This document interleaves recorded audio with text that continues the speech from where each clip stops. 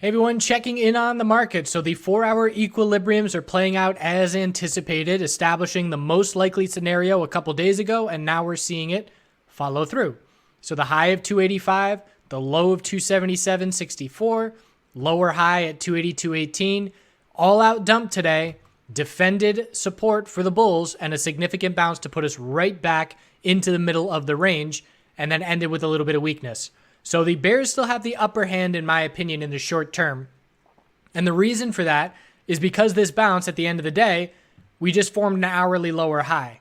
So the bulls are going to have to change the hourly trend with a hold of support of 277.93 and a break tomorrow of 280.35 to change that hourly trend and have us looking back at the 4-hour resistances. For the bears, they just need to keep the hourly trend in their favor with lower highs and lower lows. So it's up to the bulls to change the hourly trend. We started this morning with the hourly equilibrium still intact. So if you look at yesterday's video, we were watching the high, low. We set a lower high pre-market. We hit that high to the penny at the high of the day at the open, and then we broke the low of pre-market, and that was your bear break. And you could see on the 5-minute time frame, so rejected to the penny with the high of pre-market at 271, or make that 281.76. We pulled back. We held the low of pre-market, so still an hourly higher low. There's your lower high. There's your dump. Increasing bear volume made it significant. And the 5-minute RSI was in the teens. The 15-minute RSI was very low as we were racing towards that must-hold support of 277.60. What is it here? 277.64. We ended up holding that support by 29 cents. So it was a play off of that support in oversold conditions that got that bounce and kept us in this tightening pattern. As we head into tomorrow, anything on the 4-hour time frame under 282.18 is just a lower high, and it might take until Friday before we actually get a break of this tightening 4-hour range. Some names have already broken bearish. Google and Apple, as we highlighted yesterday, have already broken bearish on this 4-hour pattern. Not many names have broken bullish, but IWM is giving us some potential clues as those bulls are attempting to break bullish, which we'll look at here in just a moment. Or we'll look at it now. So IWM on the 4-hour. So same kind of setup. High of 156, low of 148, lower high was set, higher low was set this morning, and we are pretty much right in the middle of the range. So we have to see a break of 152.82 for the bull break. So a little bit stronger than SPY with where we stand comparative to support. We didn't come close to breaking the 4-hour support like SPY did today. And how you use that information on SPY is you play bullish names based off of that support and exit if those supports break and the bears get followed through. So for me, I traded the Canadian MJ space today, and I was using those levels on SPY and anticipating a SPY oversold bounce, at least a short-term oversold bounce compared to those levels to make my entries, looking for the Canadian MJ sector to bounce correlated to the S&P 500. So IWM, type range as well. 152.82 most important resistance, 149.48 most important support. QQQ on the 4-hour time frame broke to a lower low. So that's another point in favor of the bears. If we're starting with a clean slate, 50-50, which direction we're going to go, there are more points in favor of the bears short term than there are bulls, and this would be one of the bear points. The fact that QQQ broke its support. That being said, with a break of support and a lack of follow through, we often zoom out and look for flags. So we had a break of the 4-hour trend. We broke support by 33 cents and then saw little follow through. So if we don't see those bears break that support to lower lows tomorrow, it's going to be very notable that the bears saw a lack of follow through. So when we break trends with no follow through, we zoom out and look for potential flags. Look at the 2-day chart on SPY. It's a bull flag right now. So that bull flag is a possibility. But again, the burden of proof is on the bulls. We would have to see a significant shift in momentum. We did technically break support. The question is, can the bears follow through with that support break? XLF on the daily time frame is still a bear flag. We broke resistance by 1 penny. That is not enough. Look at how many rejections we have from 25.59, 25.60. I'm looking at 1, 2, 3, 4 on the hourly in the last couple of days. If we cannot break 25.60 on XLF tomorrow, another point in favor of the bears on the 4-hour time frame for the S&P 500. XBI Awesome top fishing play today. Double top with the high of yesterday. First thing, LABD was a bottom fishing play. And look at the move that LABD saw on that resistance rejection for XBI. LABD went from 19 to 2086, a 9.6% bull move. That's the kind of play where I'm live streaming every morning for members, and it's really hectic right when the bell rings, and I'm covering tickers and answering questions, and I saw the setup and said, that's a bottom fishing play for LABD, set it about 15 minutes into the day, and didn't get that beautiful entry myself because it's way too hectic to try and trade in the first 20 minutes while I'm doing everything else. But fortunately, some were able to capitalize on that because that was as easy a setup as you can get, just in terms of such little risk and such high reward, where your risk is pennies. At that point in time where we were looking at that bottom fishing play, your risk was looking at about, a 40-cent drop, and the reward is, $1.86 to the upside. So way significant risk or reward to risk ratio. But looking at XBI, the daily time frame continues to tighten.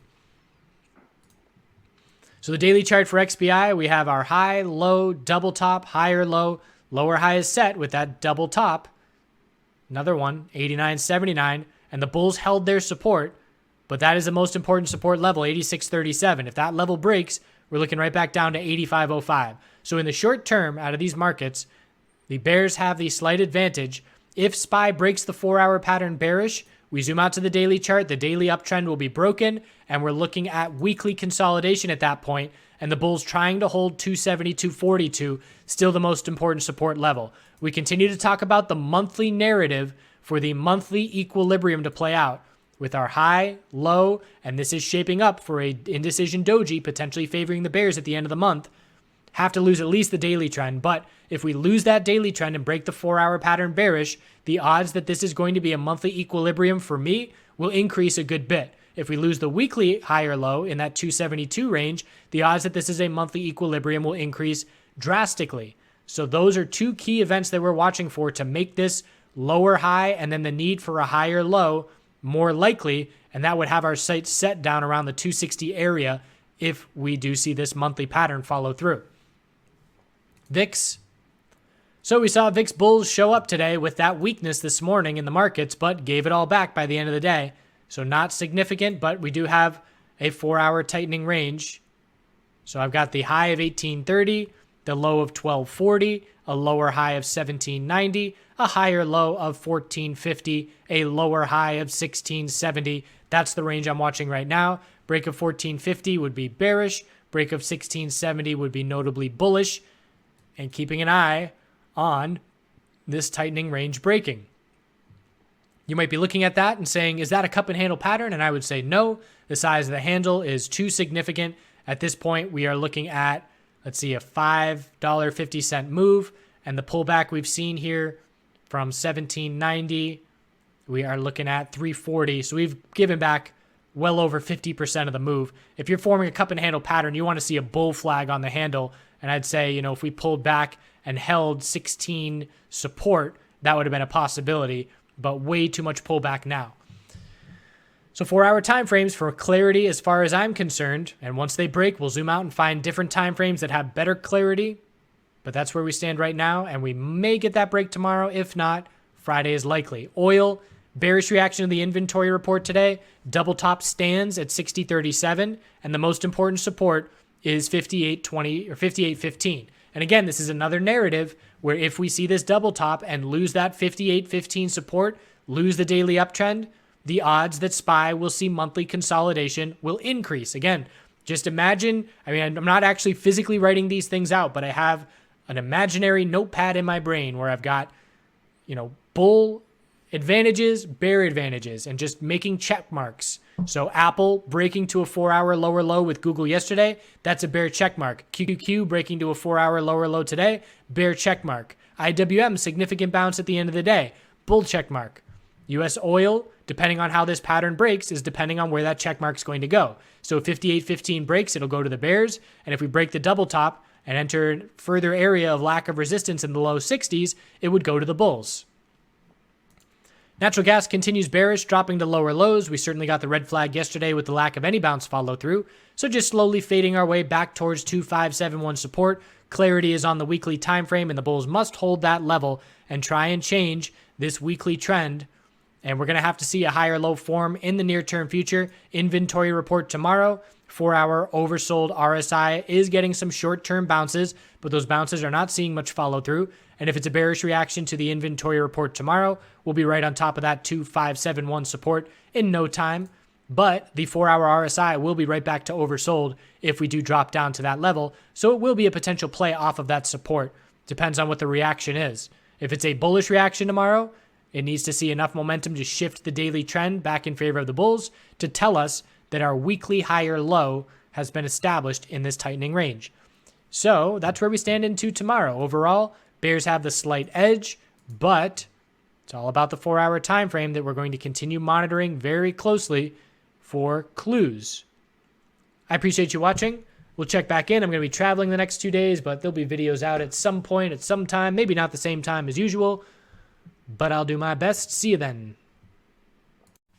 So now on Adventure Time, we're heading into the very appropriately named Valley of the Gods. I was a mere mortal, feeling like a very small speck in the Valley of the Gods. This is another spot with just a dirt road, BLM land, public land.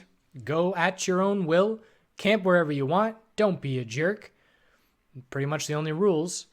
And there's another area that's similar to this, but it's more developed. They have tours where they take you in jeeps, and it's all tourists and all that. But again, I was here, maybe 3 cars passed me the whole day, but there's no amenities. You don't have water. You got to bring your own water. There's no bathrooms.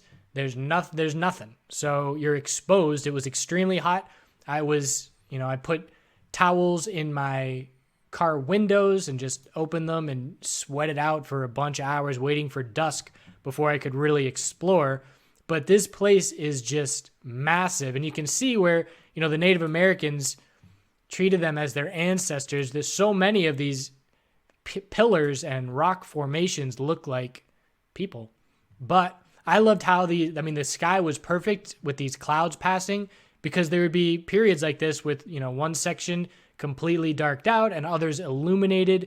And just the way the shadows, you could literally just watch them across the landscape was really cool. But these monuments, this is what people build in cities and things like that, with monuments and big pillars and all that. But here it is in nature, just from erosion. And this is definitely reminds you of the Wild West, old Western movies. Lots filmed in settings like this. There's your dirt road. I think that's my car with the towels in the window. But an awesome place to be by yourself and to camp out. Looks like a row of people standing. All of these pictures are done with a 5-year-old. This was 2013. So a 5-year-old smartphone. I was blown away by what that phone could do in terms of pictures, and can't even imagine now, even way better. So more pillars, more shadows. Finally got to set up my tent. That's one of my favorite ones in terms of getting the sky and the contrast. So with the sky looking like that and the clouds like that, knew it was going to be a good sunset. And then the shadows of these pillars just stretching dozens of miles across the open landscape. There's the tent. Corner of the tent, and the sky was great. And the phone definitely did not do this sunset justice. This was almost as epic as the phone captured that sunset last one at the Canyonlands really well, but this one was just as crazy, colorful, epic back there, but didn't do as good of a job, probably because it was focusing on this in the foreground there. So that is the Valley of the Gods, and again, definitely want to time it so you're not there in the middle of the day, because I had to sit and sweat for a solid 2-3 hours, but it is worth going to. And again, just a very powerful place. You can tell that there is some mojo going on there, as it was a spiritual place for people for thousands of years. So now we're going to head over to Natural Bridges National Monument, and then I forget where we go from there, but I'll see you soon.